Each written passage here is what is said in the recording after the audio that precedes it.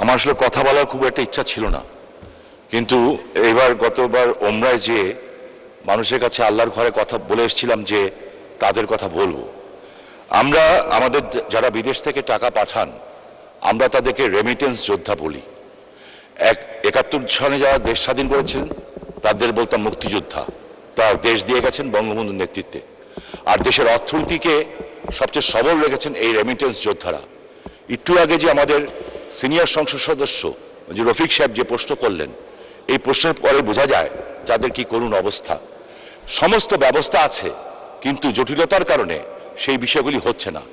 আমার প্রবাসী কল্যাণ মন্ত্রণালয়ের কাছে আমার বিনীত অনুরোধ থাকবে এবং জিজ্ঞাসা থাকবে, এই লোকগুলি যখন হাড় ভাঙা পরিশ্রম করে 40-50 ডিগ্রি সেলসিয়াস বিশেষ করে মিডল ইস্টে কাজ করে, তারপরে সে টাকা পাঠায় এবং আমরা দেশে ভালো অবস্থায় থাকি, তাদের পরিবারও ভালো অবস্থায় থাকে। এবং মাননীয় প্রধানমন্ত্রী এই কথাটা বারবার বলেন।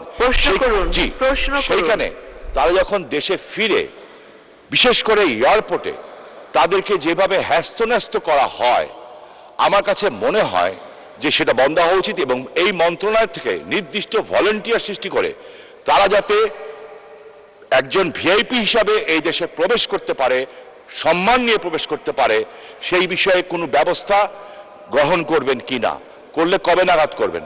আপনাকে ধন্যবাদ মাননীয় স্পিকার। ধন্যবাদ মাননীয় সদস্য। মাননীয় মন্ত্রী। ধন্যবাদ মাননীয় সংসদ সদস্য।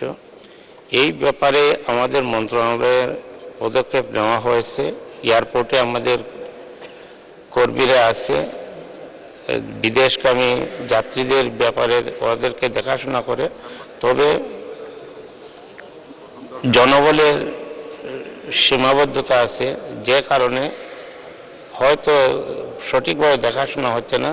তবে ইতিপূর্বে আমি বিমানমন্ত্রী মহোদয়কে বলেছি যে আমরা এয়ারপোর্টে একটা মিটিং করব এবং সেখানে কাস্টমস, ইমিগ্রেশন এবং সিভিল এভিয়েশন ওনাদেরকে নিয়ে আমরা একটি মিটিং করব এবং সেখানে সমস্যাগুলো সমাধানের লক্ষ্যে আমরা কাজ করব।